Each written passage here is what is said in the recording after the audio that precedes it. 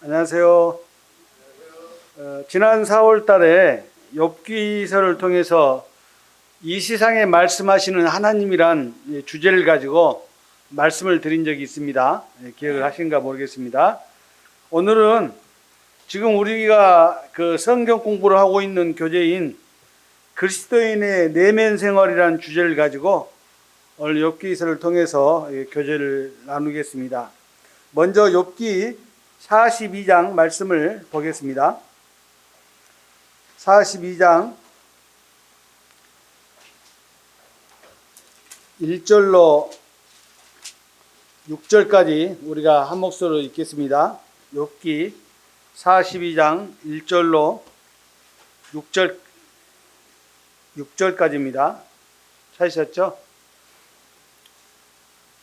욥기는 시편 바로 앞에 있습니다. 자, 같이 읽겠습니다. 시작. 욥이 여호와께 대답하여 이르되 주께서는 못 하실 일이 없사오며 무슨 계획이든지 못 이루실 것이 없는 줄 아오니 무지한 말로 이치를 가리는 자가 누구니까. 나는 깨닫지도 못한 일을 말하였고 스스로 알 수도 없고 헤아리기도 어려운 일을 말하였나이다. 내가 말하겠사오니 주는 들으시고 내가 주께 묻겠사오니 주여 내게 알게 하옵소서. 내가 주께 대하여 귀로 듣기만 하였사오나 이제는 눈으로 주를 배옵나이다. 그러므로 내가 스스로 거두어드리고 티끌과 재 가운데서 회개하나이다. 욥기는 1장부터 42장까지 있습니다. 42장이 마지막 장인데 이 마지막 장에서 욥이 하나님 앞에서 진솔한 고백을 하고 있는 그 내용이 방금 읽었던 내용입니다. 42장 그 3절에 보면 무지한 말로 이치를 가리는 자가 누구니까. 나는 깨닫지도 못한 일을 말하였고 스스로 알 수도 없고 헤아리기도 어려운 일을 말하였나이다. 무지한 말로 이치를 가린 자가 누구였습니까? 욥이 고백할 때 바로 욥 자신이었습니다. 그리고 바로 우리들인 것입니다. 그리고 하나님의 뜻을 깨닫지도 못한 자가 누구였습니까? 바로 욥 자신이었습니다. 그리고 또 바로 우리들이었습니다. 하나님께서 욥에게 직접 말씀하시기 전에 욥은 자신이 알고 있는 하나님에 대해서 말하기를 1장을 보니까 내가 모태에서 알몸으로 나왔사온즉 또한 알몸이 그리로 돌아가올지라. 주신 이도 여호와시오 거두신 이도 여호와시오니. 이렇게 고백을 한 적이 있습니다. 어떻게 보면 이 고백이 하나님을 잘 알기 때문에 그렇게 고백을 했다고 저는 생각이 들어집니다. 그리고 이렇게 말합니다. 욥에게는 아주 엄청난 일이 벌어졌잖아요. 자녀들이 다 죽고 재산이 다 참 없어져 버리는 그런 좀 황당한 일을 당했는데 욥은 하나님을 향하여 원망하지 아니하니라. 이렇게 욥기 1장 22절에 보면 말이 나옵니다. 이처럼 욥은 하나님께서 어떠한 분이시라는 것을 자신의 입으로 말했지만, 그런데요, 그 욥의 내면의 마음을 보면 그렇지 않았다는 것이 욥기 29장 1절로 31장 40절까지 나타나는 거예요. 다시 말하면 처음에는 욥이 하나님에 대해서 잘 알고 또 하나님을 섬기는 그 부분에서 또 주신 이도 하나님이시오 취하신 이도 하나님이시라고 고백은 했지만 실질적으로 욥기 29장에서 31장까지는 자신의 의를 드러내는 그런 말만을 할 뿐이었습니다. 사실 말하면 어떻게 보면 욥의 내면 생활이, 내면적인 어떤 생활이 완전하게 드러난 경우가 된 것입니다. 하나님께서 38장에서 욥에게 직접 말씀을 하십니다. 성경을 보니까 폭풍우 가운데서 말씀하셨다 이렇게 말씀하셨거든요. 근데 욥은 그때서야 자기 자신의 외면의 삶과 자기 자신의 내면의 삶이 달랐다는 것을 깨달았습니다. 우리 이런 얘기 하잖아요. 사람이 겉다르고 속다르다 말을 하는 것처럼 욥이 그러한 사람이었습니다. 우리는 욥을 볼 때, 생각할 때, 아우 대단하다, 어떻게 저런 일을 당하고도 하나님을 원망하지 않을 수 있겠느냐라고 우리는 욥의 믿음을 굉장히 칭찬합니다. 그런데요, 성경은 욥에 대해서 말하기를 그가 외면에 나타나는 삶으로는 그렇게 말했지만 내면으로는 자기 자신의 의를 지나치게 가지고 있었다는 사실을 알게 되는 것입니다. 이러한 욥의 하나님 앞에서 고백은 사실 하나님 말씀을 듣고 난 이후에, 폭풍우 가운데서 말씀하시는 하나님의 말씀을 들은 이후에 그러한 고백이 나온 것입니다. 그 고백을 하기 이전에, 다시 말하면 그의 세 친구들과 또 엘리후가 이 욥에 대해서 참 책망했을 때 그는 자신의 의로 그들의 말을 반박을 했습니다. 그렇지만 하나님께서 말씀하시니까 이 욥은 엎드려진 거예요. 그러면서 욥이 고백하기를 나는 귀로만 들었었는데 이제는 눈으로 하나님을 뵙는다고 그렇게 고백을 한 것이죠. 우리를 창조하신 하나님께서는 사실 우리의 모든 결과를 다 아십니다. 그런데요, 중요한 것은 우리의 어떤 내면을 알지를 못하신다는 거예요. 저는 지금까지 생각할 때 하나님께서는 내 모든 것을 다 아시기 때문에 이것을 내 하나님의 생각대로 나를 이끌어 가실 걸로 생각을 사실 많이 합니다. 사실요, 우리가 기도할 때도 마찬가지예요. 우리가 왜 기도를 합니까? 어떤 사람들은 이미 기도할 내용조차도 하나님께서 다 알고 계시는데 왜 기도를 할 필요가 있냐고 그런 말을 하는 사람이 있어요. 하나님은 전지전능하시기 때문에 왜 그러한 기도를 할 필요가 있느냐라는 반문인 것입니다. 그런데요, 하나님께서는 시작과 끝을 아시지만 우리 내면에 있는 그 마음까지는 알지 못하신다는 거예요. 뭐 하나님께서 전지전능하시 못하시기 때문에 우리 내면을 알지 못할까요? 그렇지 않습니다. 하나님께서 사람을 만드실 때 자유의지라는 것을 주셨어요. 이것은 굉장히 소중한 것입니다. 어떤 일을 결정할 때 내가 자원함으로 결정할 수 있는 그런 자유의지를 주신 것입니다. 우리가 서광육교회 교사를 모집하잖아요.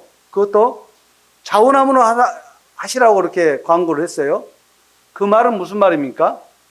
기쁨으로 하시라는 거예요. 같은 일을 하더라도 억지로 이렇게 하는 것과 또 기쁨으로 하는 것과는 다르다는 거예요. 하나님께서는 하나님을 경외하는 것, 이 경외하는 것을 기쁨으로 경외함을 받기를 원하시는 것입니다. 아브라함에게 그 아들 이삭을 모리아산에서 내게 드리라, 말하자면 번제물로 드리라, 이렇게 말씀하셨을 때 이 아브라함은 지체하지 아니했습니다. 아브라함이 이삭을 죽이려 할 때 하나님께서 말씀하시길 이제야 네가 나를 경외하는 줄 알았노라, 이렇게 말씀을 하셨거든요.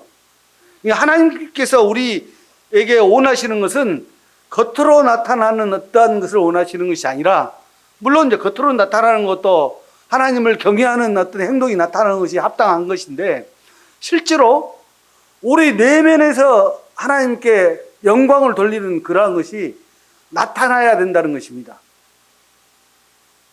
이해하시겠죠? 말로는 잘하는데 실질적인 내면에서는 하나님께 영광을 돌리고자 하는 마음이 없다면 그것은 다시 말하면 위선인 것입니다. 이 욥이 사실은 굉장히 훌륭한 사람으로 저는 생각을 했었는데, 오래전까지만 해도. 그런데 욥을 읽으면 읽을수록 욥에게는 위선이라는 게 있었습니다. 자기 자신이 얼마나 지금까지 잘 해왔는가를 욥기 29장에부터 31장까지 보면은 내가라는 이렇게 말을 많이 합니다. 우리 요즘 사람들도 그런 얘기 하죠. 상당히 똑똑한 사람들은 뭐라고 얘기하냐면 내가 이렇게 했는데, 이렇게 자기 자신을 굉장히 중요시 생각해요. 자기 중심의 결정이 굉장한 것처럼 말을 합니다. 욥도 그랬어요. 그런데 하나님께서는 그러한 욥을 그 폭풍우 가운데서 요한복음, 그러니까 욥기 38장에 보면은 폭풍우 가운데서 욥을 책망하시는 말씀이 나옵니다.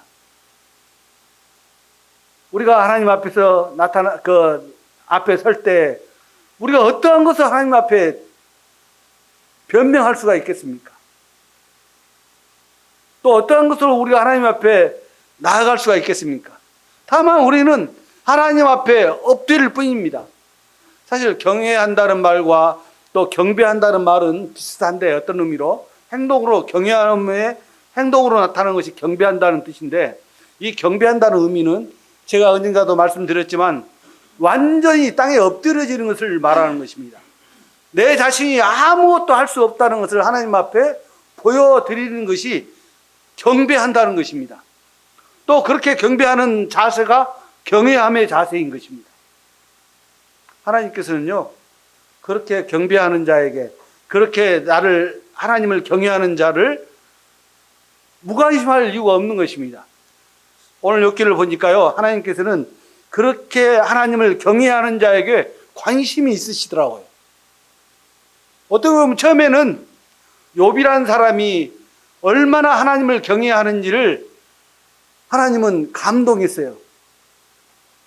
사실 이 욥을 사탄이 시험할 때도 사탄이 먼저 욥에 대해서 말한 게 아니에요. 하나님께서 사탄이 하나님 앞에 서니까, 야 사탄, 너 이 완전히 하나님을 경외하는 욥을 주의하여 보았느냐라고 질문을 합니다. 먼저. 참 신기한 일이죠. 하나님께서는 사실 욥의 그 나타나는 것만으로 봤을 때 욥을 대단하게 보신 거예요, 사실은. 그렇다면 하나님이 실수하셨네? 그런 의미가 아닙니다. 제 얘기는 하나님께서는 욥의 그 경외함을, 외면적으로 나타나는 그 경외함을 보신 것입니다. 우리 공부하는 그 내면 생활이란 그 책에서 그런 내용인데요. 그 외면적인 경외함을 보셨는데 막상은 내면적인 그 경외함이 위선이었다는 것이 드러난 거예요. 자, 이 욥이 살던 시대를 우리는 이제 생각을 해봐야 됩니다. 욥은 약 250세를 살았어요. 그러면은 아브라함이 170세를 살았고 노아가 900세를 살았어요. 그러면 이 아브라함보다는 더 오래전에 산 사람이고 욥은 또 노아보다는 노아 이후에 산 사람이에요. 정확하게는 말할 수는 없지만은 그 옛날 시대는 족장 시대입니다. 가족 단위로 해서 아는 그 족장 시대의 사람들인데, 이 욥도 그 우스 땅이라는 그 땅에서 부자가 된 족장이었어요. 그런데 이 족장이 하나님 앞에서 나아갔을 때 도무지 자기 자신의 그 성과를 기억하지 않을 수가 없었어요. 물론 선한 일도 많이 했겠죠. 재산이 많으니까. 그 욥에게는 친구들이 있었는데 그 친구들이 왜 위로를 하러 왔는지 그건 잘 모르겠어요. 그렇지만 아무튼 위로를 왔어요. 그렇지만 이 욥이 말하는 그 내용을 보면은 29장에서 31장까지 내용을 보면은 내가 어떤 사람에게 물건을 빌려줬는데 그 물건을 빌려주고 나서 부당한 이익을 취하지 않았다, 이런 변명을 막 해요. 내가 이 세상에 살면서 하나님 앞에서 그렇게 했다고 얘기를 합니다. 그렇지만 하나님께서는 이 욥의 내면을 말씀하시는 거예요. 밝히시는 거예요. 욥이 실제로 하나님을 경외하는 모습으로 나타났지만 실제로는 하나님을 경외하는 것이 아니라 이선자임을 드러난 거예요. 근데 그 방법을 누구를 통해서 드러나게 하셨냐면 사탄을 통해서 드러나게 하십니다. 사탄의 송사를 통해서 드러나게 하시는 거예요. 사탄이 욥을 송사합니다. 뭐라고 송사를 했냐면, 아니 욥이 하나님을 경외한다고 말을 하는데 그 욥이 까닭없이 하나님을 경외하겠습니까? 라고 송사를 해요. 가만히 보니까 이 사탄의 말에 확인을 해야겠다는 이 하나님의 생각이 드신 거예요. 그래서 하나님께서 그래? 그렇다면 욥의 시험을 너에게 맡기겠다 하면서 그 시험의 두 가지에는 욥이 가졌던 그 자녀들 10명과 또 재산들을 완전히 걷어가 버리는 그러한 재앙을 사실 욥에게는 내리십니다. 사탄을 통해서 내리는 거죠. 그랬을 때 이 사탄이 욥을 살펴봤는데 욥이 어떤 얘기를 하냐면, 아니 하나님께서 내게 주셨으니까 하나님께서 가져가시는 거에 대해서 내가 무슨 말을 하겠느냐 하면서 그렇게 이야기를 하는 거예요. 그러니까 이 사탄이 일단은 생각할 때 이거 욥이 진짜네, 욥의 신앙이 진짜네 라는 생각을 갖게 된 거죠. 그러고 보니까 사탄은 또다시 하나님 앞에 나와서 또다시 욥을 시험하는데, 아니 그러한 것 말고 아마 욥 스스로를 치신다면은 욥은 분명히 하나님을 욕할 것입니다 라고 얘기를 합니다. 하나님을 배반할 것입니다 라고 얘기를 합니다. 그러니까 또 하나님께서 욥에게, 사탄에게 욥을 시험할 것을 허락하십니다. 그래서 욥이 또 시험을 당하죠. 어떤 상태까지 당합니까? 온몸에 종기가 나가지고 도무지 사람인지 짐승인지 알아볼 수 없을 정도로 욥이 그런 상태까지 참 변합니다. 온몸이 가려워서 말하자면 이 기왓장으로 이렇게 몸을 긁을 정도로 고통을 당하는 것입니다. 그때 욥의 세 친구들이 찾아오잖아요. 찾아와서 욥을 위로하기 전에 약 열흘간을 일주일간을 아무 말 하지 않고 그냥 바라만 서로 보고 있습니다. 그 이후에 욥이 하나님을 원망하는 말을 처음으로 하는데 무슨 얘기를 먼저 했냐면, 내가 왜 이 세상에 태어났는지에 대한 속상함을 이렇게 말을 합니다. 그런데 이 욥이 하나님께서 말씀하시는 그 경외하심, 이 경외하심을 왜 진짜 갖지 않았을까요? 그렇지 않습니다. 욥은요, 하나님을 경외하는 사람이었습니다. 하나님을 그 마음의 중심에서 경외하고자 하는 사람이었습니다. 어떤 사람들을 볼 때 심하게 하나님을 찾고자 하고 또 하나님을 섬기고자 하는 마음이 있는데, 그 섬기고자 하는 그 마음이 종교심으로 발전을 하면 하나님이 주신 신앙 가운데 섬기는 것이 아니라 자기 자신의 의로 섬기려고 하는 사람들이 많습니다. 사실 이 욥을 볼 때 그러한 모습을 사실 볼 수가 있는 거예요.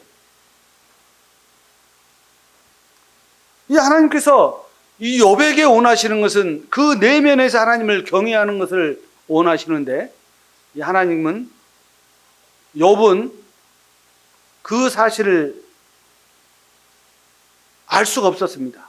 다시 말하면 거듭나지 못한 사람이 거듭난 사람의 행세를 한다는 것은 어려운 것처럼, 우리 어떤 대화를 할 때 교회를 나간다고 하는 사람들과 그 대화를 할 때 무슨 얘기를 하면은 이해하지 못하는 경우가 있어요. 성경 말씀을 하는데도 이해하지 못해요. 왜? 거듭나지 못했기 때문에, 영적으로 소통이 되지 않기 때문에.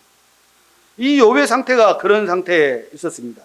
그러나 욥은 욥기 38장에서 하나님께서 폭풍 가운데 직접 하신 말씀을 듣고 나서야 자기 자신이 하나님을 보게 되었다고 고백을 하고 있는 것입니다.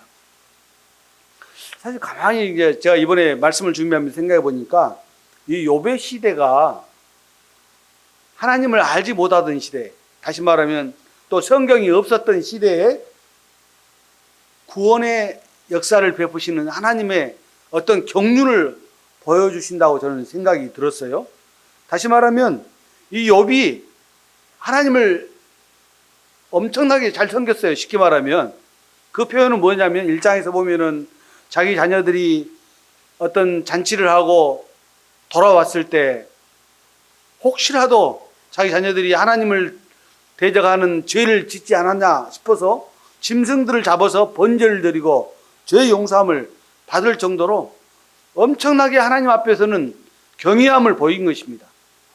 근데 그 경외함이 실질적으로 그 욥의 마음의 상태가 드려지는 것이 아니라 외식적인 면이 이렇게 드러난 거예요.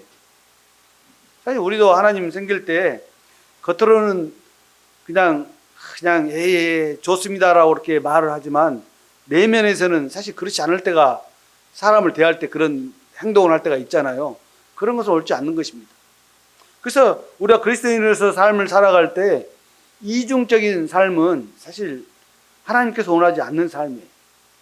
그리스도인들은 사실들을 말하고 또 진솔되게 말하고 그리고 또 정직한 것이 하나님께서 우리에게 원하시는 것입니다.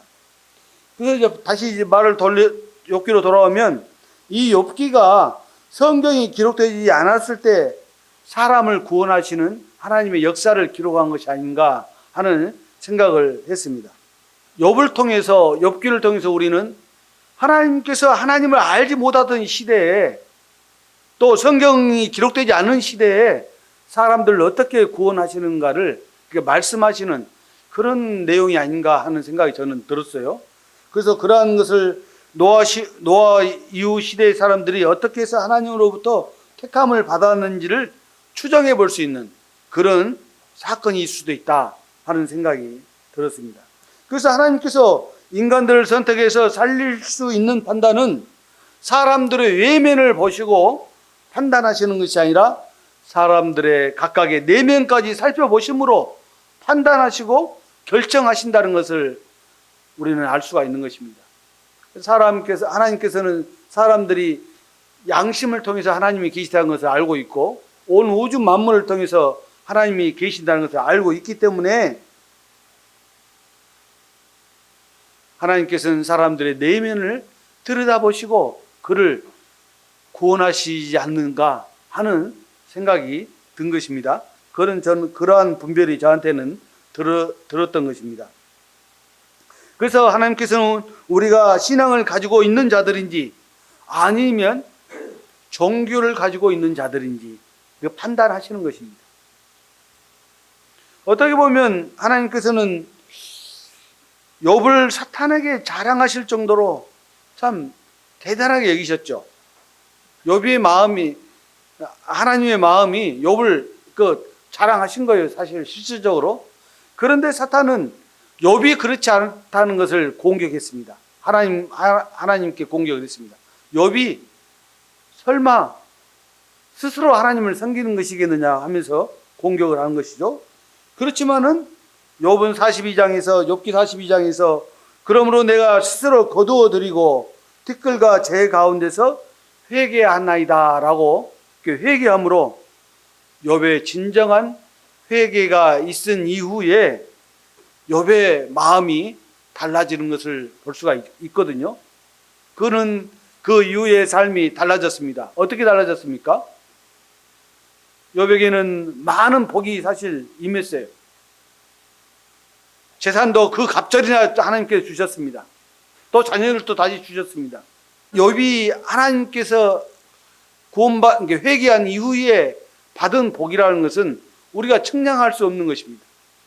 자, 우리 성도님들도 구원받고 난 이후에 하나님이 나한테는 별로 관심을 쏟지 않는 것 같다는 생각이 들 때도 사실 저도 오래전에 있었어요. 그런데 뒤돌아보니까 하나님께서 내 삶을 인도하지 않으셨다면 내가 과연 어디에 있겠는가 하는 그런 질문을 하게 됐어요. 지금 상태에서 하나님께서는 우리 모든 성도들에게 항상 가까이 하시고 또 인도하시기를 원하신다는 것입니다. 우리의 내면을 하나님 앞에 보일 때 하나님께서는 그 삶을 인도하시는 것입니다.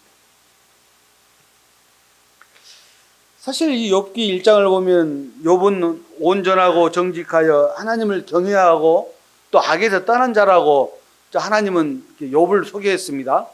그런데 막상 물론 욥이 그러한 사람이었던 것은 분명해요. 그렇지만은 욥의 내면을 하나님께서는 보지 못하신 것입니다. 사실은 저는 이번에 말씀을 준비하면서 어떤 생각이 들었냐면, 하나님은 전지전능하시기 때문에 사람의 모든 것을 다 보시지 않겠느냐라고 생각을 했는데, 막상 하나님께서는 하나님께서 주신 그 자유의지로 판단하는 그 결정, 판단하는 그 마음은 하나님께서는 보지 못하신다는 거예요. 왜요? 사람에게 그러한 능력을 주신 거예요. 만약에요, 하나님께서 그러한까지 다 알고 계신다면 굳이 사람을 만들 필요가 없습니다. 로봇을 만들면 돼요. 로봇은 자기가 하나님께서 움직이고 싶은 대로 다 움직일 수 있는 거잖아요. 그런데 사람에게는 로봇처럼 만들지 않으셨어요. 그래서 하나님께서 사람에게 원하시는 것은 자원함으로 경외해야 할 수 있는 그것을 원하신 거예요. 우리가 예배를 드릴 때 억지로 나와서 예배를 드린다면 그 의미가 없죠. 그렇죠. 우리가 예배를 드려 나올 때 하나님을 경외하는 마음으로 나와서 예배를 드릴 때 하나님께 그 예배를 받으시는 것입니다. 그걸 원하시는 거예요. 그래서 오늘 우리 책자에 보니까 이렇게 기록이 되어 있어요. 하나님께서 인생들에게 보시고자 하시는 것은 바로 이러한 것이다. 하나님 앞에서 우리의 내면은 진실한가? 우리가 하나님 앞에서 내면이 진실한가? 또 두 번째는 우리가 하나님 앞에서 우리의 내면은 정직한가? 진실함과 정직함을 보시는데, 그리고 또 세 번째는 하나님 앞에서 우리의 내면은 하나님을 두려운 마음으로 섬기고 있는가? 이 경외하는 마음이거든요. 경외하는 것이거든요. 경외함으로 섬기고 있는가? 이것을 보신다는 거예요. 욥을 통해서 하나님께서 우리 사람들에게 보시는 면을 알 수가 있는 것이죠. 그리고 우리는 하나님 앞에서 우리 내면에서 악을 멀리하고 살아가고 있는가? 이러한 것들을 하나님께서는 항상 살피신다는 거예요. 우리 내면을 살피신다는 거예요. 가끔은 하나님 뜻대로 안 하고 싶을 때가 있잖아요. 제 자신도 그런 경험을 한 적이 있는데 안 하고 싶을 때가 있는 거예요. 그런다고 해서 하나님께서 그걸 아시고 나를 혼내셔서 안 돼라고 이렇게 말씀하지 않으시고, 내가 어떠한 결정을 하든지 하나님은 그 결정을 존중하시는 거예요, 사실은. 그렇지만 마지막을 아시는 하나님께서는 결국은 제가 지난번에 말씀드렸던 것처럼 이스라엘 백성들이 홍해를 건너서 가나안 땅에 들어가는 그 마지막 그 과정을 다 알고 계십니다. 그렇지만 그 중간에 40년간의 그 삶을 하나님이 결정하신 거 아니잖아요. 누가 결정했어요? 이스라엘 백성들이 그렇게 결정한 것입니다. 하나님이 40년을 이렇게 광야 생활을 하게 하신 것이 아니다 그 말이에요. 물론 광야 생활을 통해서 하나님께서는 이스라엘 백성들에게 가르치시고자 하는 그런 내용이 있었던 것은 사실이에요. 그렇지만은 이스라엘 백성들이 홍해를 건넌 이후에 곧바로 하나님 말씀 앞에 100% 순종했다면, 하나님을 경외했다면 이스라엘 백성들은 열흘 만에 가나안 입성을 하실 수가 있는 것입니다. 물론 가나안에 살고 있는 그 백성들을 쫓아내야만이 가나안 입성을 하실 수 있는 거죠. 그런데 하나님의 능력으로 그 백성들을 단 하루 만에도 쫓아낼 수가 있어요. 그렇게 안 하셨다는 거예요. 그것은 하나님께서는 이스라엘 백성들의 내면에서 하나님을 순종하고자 하는 그런 마음을 보시기 위해서 40여 년을 기다리신 거예요. 결국은 모세도 죽고 그렇게 하나님 앞에서 반역을 일으켰던 사람들이 다 죽고 난 이후에 여호수아와 갈렙을 통해 갈렙만을 사실 살려두시고 그 이후에 젊은 사람들만 가나안에 입성하는 그런 영광을 누렸잖아요.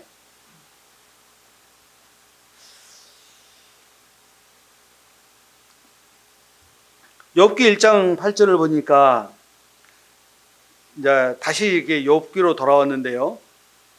하나님께서 이 사탄에게 말합니다. 내가 내 종 욥을 주의하여 보았느냐?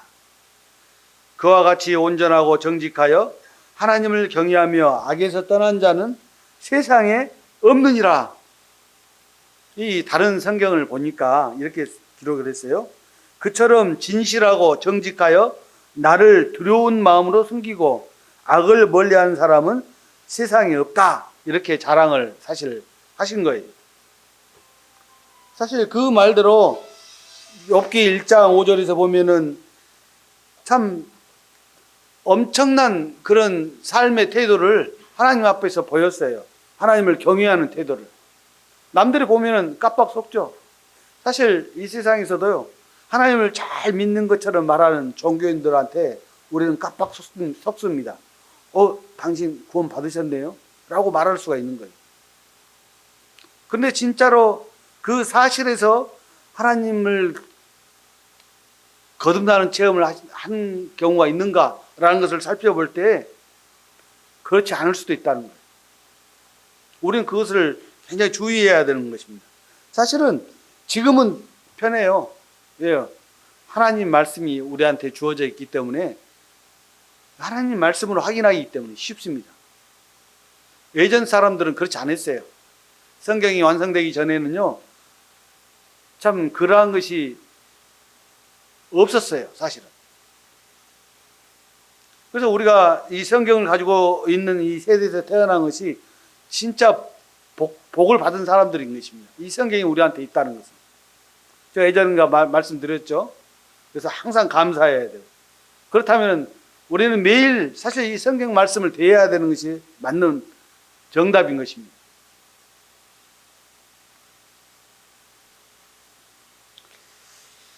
이 욥이 진짜 하나님에 대해서 두려워하는 마음을 가졌습니다. 그 두려워하는 마음이 경외함으로써 경외한 것이 아니었어요. 두려워함으로써 두려워했다는 거예요. 사실 욥은요, 하나님의 심판을 알았습니다.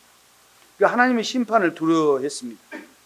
그래서 자기 자녀들에 대한 그 죄를 짓고 오면 그 번제를 그 자녀들 수대로 번제를 드렸어요.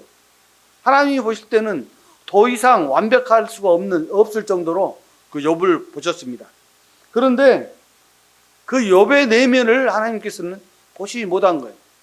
그렇기 때문에 사탄에게 자랑을 했죠.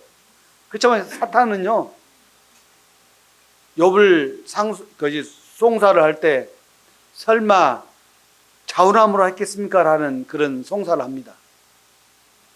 하나님께서는 그 사탄의 송사를 받고 난 이후에 그 욥의 내면을 이렇게 알게 됐는데요. 욥기 38장에서부터 하나님께서 직접 욥에 대해서 질문을 하십니다. 네가 그 질문 가운데 이런 말씀을 이렇게 하시죠. 네가 땅에 기초를 놓을 때 네가 어디 있었느냐? 네가 깨달아 알았거든 말할지니라. 그러면서 여러 가지 이야기를 하는데 또 재밌는 이야기도 있어요. 내가 눈 곳간에 들어갔었느냐? 우박 창고를 보았느냐? 여러분 요즘 눈이 내리고 우박도 내리잖아요. 그러한 내용도 이렇게 말씀을 하십니다. 그리고 또요, 사망의 문이 내게 나타났느냐? 사망의 그늘진 문을 내가 보았느냐? 뭐예요? 지옥을 보았느냐? 이런 뜻이에요. 이런 질문들을 욥에게 했을 때 욥은 아무 말도 할 수가 없었습니다. 또 우리 젊은 학생들이 좋아하시는 너는 그 별자리들을 각각 제때에 이끌어낼 수 있느냐? 내가 그 별자리, 12별자리를 각각 때에 따라서 이끌어낸다. 이렇게 또 말씀하셨어요. 이런 하나님께서 직접 욥에게 말씀하시다 욥은 하나님 앞에서 아무런 말도 할 수가 없었습니다. 그러고 나서 이 욥이 결국은 말하기를 내가 주께 대하여 귀로 듣기만 하였사오나 이제는 눈으로 주를 배웁나이다 라고 고백한 거예요. 그 고백이 사실은 우리의 고백이었잖아요. 우리가 예전에 하나님을 알기 전에는 도무지 하나님 말씀이 귀에 들어오지 않았지만 딱 거듭나고 난 이후에는 하나님 말씀이 깨달아지는 것처럼 우리는 이제 눈으로 하나님을 뵙는 것입니다. 뵙고 사는 자들이에요. 자, 하나님께서는 하나님을 경외하는 자에게 사실 방금 전에 그 전에 말씀드렸지만 관심이 많으세요. 관심이 많으시기 때문에 우리가 하나님을 진실함과 정직함으로 경외할 때 하나님의 마음을 기쁘시게 할 수가 있는 것입니다. 우리 그리스도인들의 삶의 목적은요, 하나님을 기쁘시게 하는데 목적이 사실 있습니다. 하나님을 기쁘시게 못한다면 사실은 하나님이 슬퍼하시겠죠. 그렇다면 하나님께서는 그러한 사람에게 관심을 덜 두시겠죠. 여러분 생각할 때 이런 얘기를 합니다. 하나님은 누구에게나 다 똑같은 사랑을 주셔야지 어떻게 그렇지 않을 수가 있느냐. 여러분, 자녀들을 10명을 낳으면요, 10명을 낳으신 분들의 이야기가 그 10명 다 똑같은 관심이 가지 않는다고 말씀하십니다. 물론 사람들은 더 힘들게 사는 자녀에게 더 관심을 쏟는다고 하시지만 하나님께서는 그 방법 반대로 생각하시는 것 같아요. 하나님께서는 하나님을 더 경외하는 사람에게 더 관심을 쏟으신다는 사실입니다.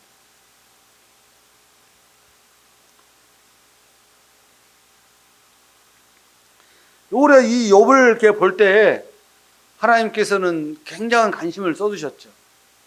그런데 사탄의 송사와 또 사탄의 송사로 인해서 욥의 내면이 드러났을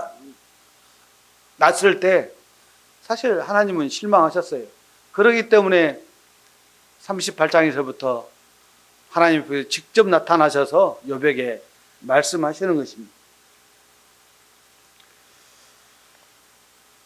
이 자유의지라는 말씀을 한번 드리고 가고 싶은데요.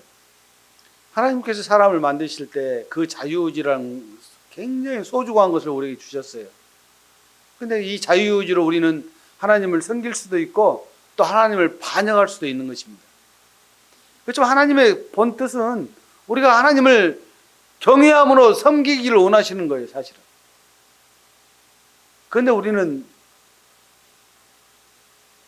이 욥이 하나님을 경외함으로 섬겼느냐? 욥은요, 하나님이 두려워서 섬겼어요. 두려워하다는 말과 경외하다는 말을 제가 왜 분리하냐면, 원래 경외하다는 말은 두려워하다는 그런 뜻입니다. 그런데 왜 분리를 했냐면, 이 경외하는 사람들은 거듭난 성도들이 하나님을 경외하는 것입니다. 그런데 종교인들은요, 하나님을 두려워할 뿐이에요. 그래서 많은 교인들이라고 말하는 사람들은요, 하나님이 내 자신에게 벌을 내리실까봐 교회를 나갑니다. 우리 여기 계신 성도님들은 뭐 하나님이 벌을 내리시니까 내가 교회를 나가겠다 그런 마음으로 나오시면 안 됩니다. 진짜 자원함으로 하나님을 경외함으로 교회에 나오셔서 주의 만찬 예배를 드리고 또 하나님께 찬양을 드리고 또 영광을 돌리는 것이 합당한 것입니다.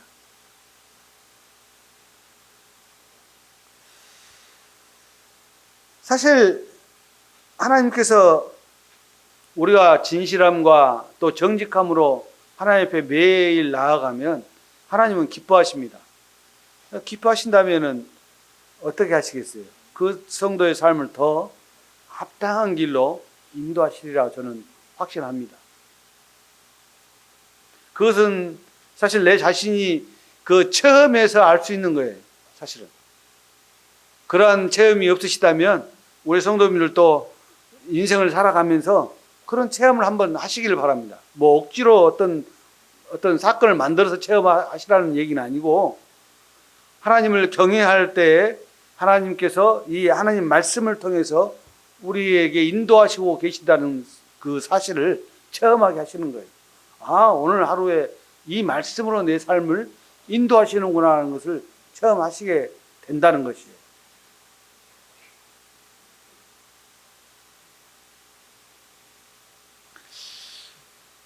사람들이 이 세상에 살면서 가장 원하는 것이 언젠가 이렇게 설문하는 것을 들어보니까 행복하게 사는 것을 원한다고 그런 얘기를 하더라고요. 물론 우리도 행복해져야 되는 것이죠. 이 세상에서도 행복해야 되고, 물론 이제 천국에서는 두말 할 것도 없이 참 천국 삶을 사는 것이죠. 그런데 이 세상을 살면서 우리가 고난을 받으면서도 행복해질 수 있는 그 비결이 하나님을 경외하는 데서 오는 것입니다. 많은 사람들이 순교를 당했어요.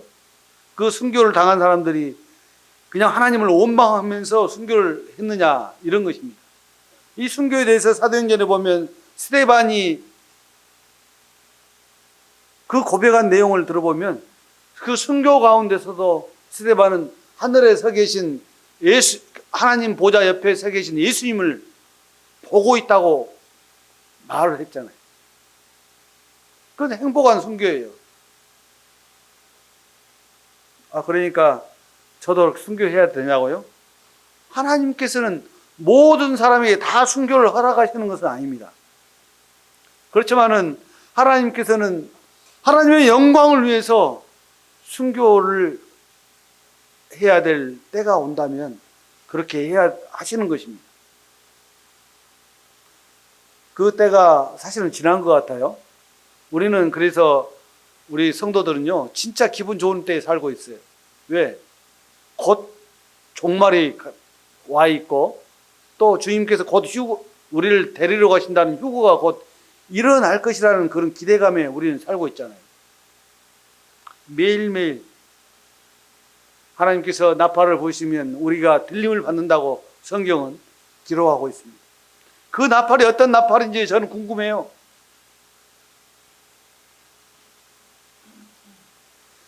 시편 51편 6절을 보니까 하나님께서는 사람의 마음의 중심이 진실함을 원하신다고. 성도님들, 모든 사람을 대할 때 진실함으로 대하시기 바랍니다. 믿지 않는 사람에게도, 또 믿는 성도들에게는 말할 것도 없겠죠.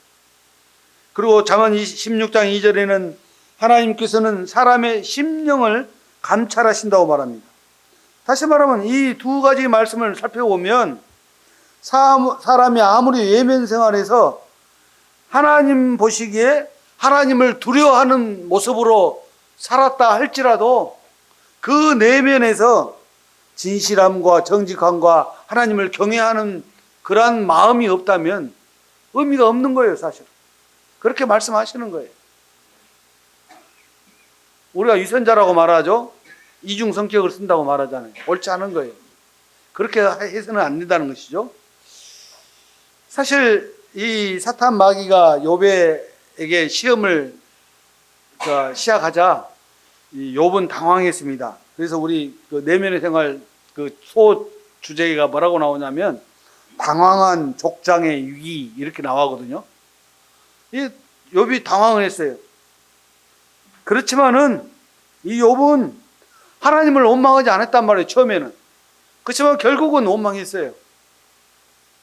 맨 먼저 왜 내가 나를 이렇게 이 세상에 태어나게 했었는지부터 원망하기 시작해서 결국은요, 내가 하면서 자기 자신의 의를 너무나도 드러낸 것입니다. 사실 사탄의 송사가 욥의 내면을 드러내게 하는 그런 단초가 된 거예요, 사실. 하나님께서도 그 욥을 아셨죠. 그러니까 하나님께서 직접 욥에게 말씀하시는 것입니다. 우리가 구원받기 전에도 똑같은 상황이에요. 우리가 구원받기 전에는 우리의 어떠한 것을 내세우려고 하잖아요. 내가 좀 교회도 열심히 다녀야 되고, 또 헌금도 해야 되고, 또 여러 가지 것을 이렇게 행함을 얘기를 합니다. 그런데 실질적으로 하나님께서는 그 행함을 원하지 않으시죠. 내면에서 하나님을 경외하는 것을 원하십니다. 하나님을 경외한다는 말은 마음에서 하나님을 두려워하는 것입니다.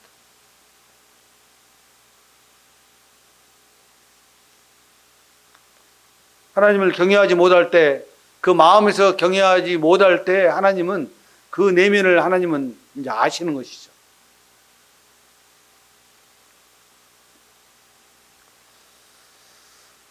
이 욥기 보면은 엘리후라는 사람이 나옵니다. 엘리후라는 사람이 나오는데 이 엘리후가 이 욥에게 한마디 합니다. 하나님은 공의를 베푸시는데 그 하나님의 공의가 이랬다 저랬다 하지 않는다. 한번 정하신 하나님의 공의는 굽히지 않는다. 이렇게 말씀을 합니다. 욥기 37장을 보니까 전능자를 우리가 찾을 수 없나니 그는 권능이 지극히 크사 정의나 무한한 공의를 굽히지 아니하심이라 이 말씀을 하셨습니다.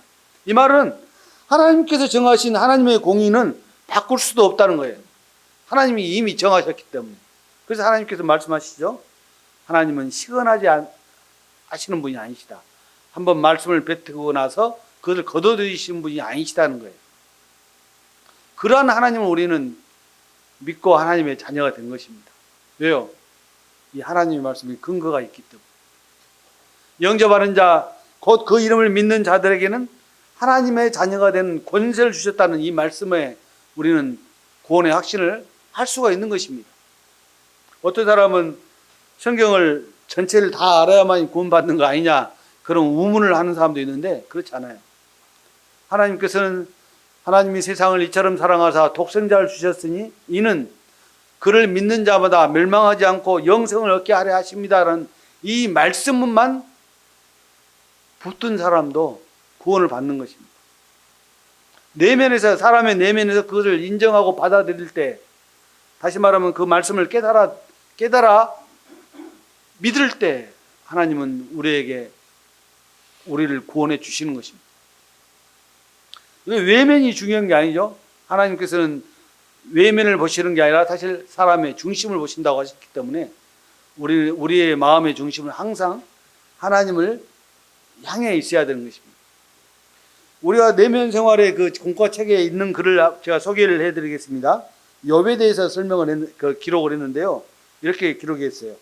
오 가련한 욥이여, 당신은 사탄과 인간에게는 자기 주장을 내세울 수 있었지만 하나님 앞에서는 무엇이라고 대답하시겠습니까? 이렇게 질문을 했어요. 욥에게.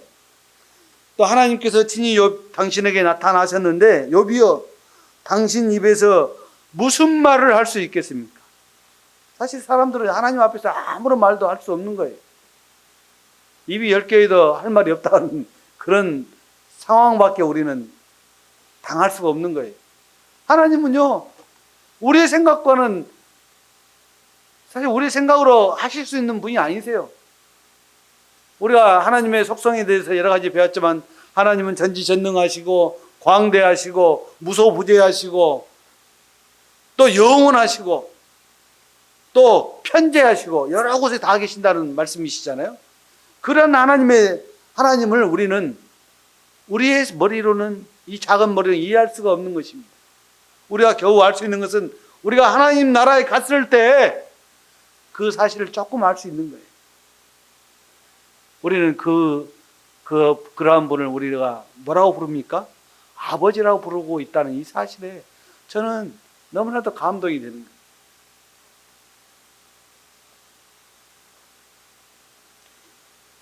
그래서 욥의 42장 1절로 6절에서 고백을 하고 있는 이 고백이 사실 내면에서 나오는 진정한 고백이었습니다. 내가 주께 대하여 귀로 듣기만 하였사오나 이제는 눈으로 주를 배웁나이다. 그러므로 내가 스스로 거두어 드리고 티끌과 재 가운데에서 회개하나이다. 욥은 그 이후에 하나님을 대하는 태도가 달라졌습니다. 우리 공과책에 기록된 글을 정리해서 말씀해 드리면, 첫째, 욥은 하나님을 보았습니다. 이렇게 정리를 했더라고요. 둘째, 하나님 앞에 서 있는 자신이 망할 죄인이었다는 것을 알았다는 거예요, 욥이. 또 셋째, 그래서 욥은 회개하고 나서 새롭게 하나님을 섬겼습니다. 이렇게 이제 제가 정리를, 그 책에 있는 것을 보고 정리를 한 거예요. 그리고 넷째, 욥은 이전보다 더 풍성한 복의 결실을 기다리게 되었다. 이렇게 우리 공과책에 정리가 되어 있어요. 그 내면 생활이라는 책이 제가 처음에는 읽을 때는 굉장히 이해가 그 번역 과정에서 이해가 되지 않는 그런 부분이 있었어요. 그래서 몇 차례 읽어보니까 이 일과기 자체, 1장 자체는 욥의 이야기예요. 욥의 이야기. 그래서 욥의 외면 생활에서 욥이 내면 생활로 옮겨지는 그 이야기를 1장에서 기록을 하셨더라고요.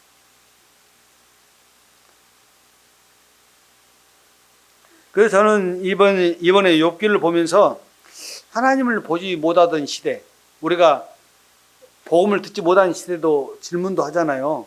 그런 사람들은 어떻게 되느냐? 예를 들어서 우리 고조선이나 뭐 신라 시대나 뭐 그 고려나 조선 시대, 우리나라에는 복음이 들어오기 전이니까 그런 사람들에게 대해서는 우리가 어떤 생각을 어떻게 해야 되느냐, 하나님의 판단은 어떤 것이냐라는 궁금증이 생기는 것입니다. 그런데 오늘 이번에 욥기를 묵상하다 보니까 하나님께서는 외면을 보지 않으시고 내면을 보시고 그 사람들을 구원하신다는 이 사실에 저는 공감을 한 거예요. 하나님을 알지 못하던 시대에는 그 사람의 하나님의 경외하심을 보고 구원하신다는 거죠. 저는 그렇게 묵상을 하게 됐습니다. 성도 여러분, 저는 이 욥기를 통해서 우리 자신을 충분히 살펴봐야 된다고 생각합니다. 저도 구원받은 이후에 가끔은 말로는 이렇게 하면서 행동은 그렇지 않게 하는 그런 것을 제 자신 스스로 느끼거든요. 그래서는 안 되는 거예요. 말을 하면 그 말대로 행동하는 것이 외면과 내면이 일치하는 거예요. 그것을 하나님께서는 욥을 통해서 보시기를 원하셨던 거예요. 결국은 욥이 그렇게 고백을 하잖아요. 내가 듣기만 하였사오나 이제는 눈으로 본다는 이 말은 내가 외면은 이렇게 했었는데 내면도 그렇게 똑같이 하겠습니다라는 그 욥의 고백인 것입니다.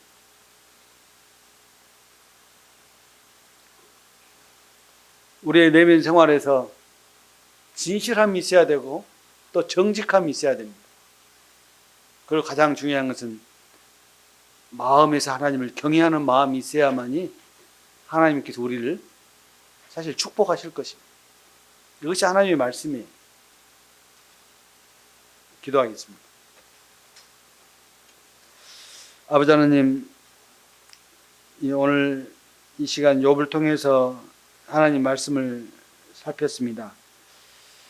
하나님께서는 우리의 외면을 보시는 것이 아니라 우리의 내면의 마음의 중심을 보시고 계신다는 사실을 알았습니다.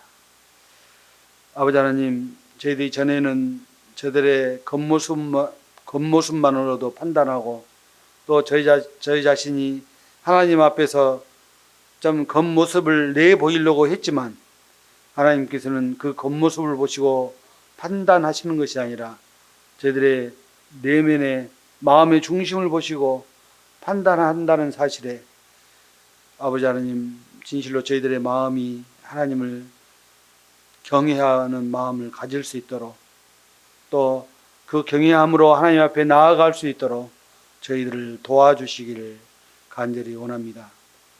욥이 이제는 귀로만 듣는 것이 아니라 하나님을 보게 되었다고 고백한 것처럼 저희들의 삶이 하나님을 보면서 살아가는 그러한 삶이 될 수 있도록 저희들을 축복해 주시기를 간절히 원합니다.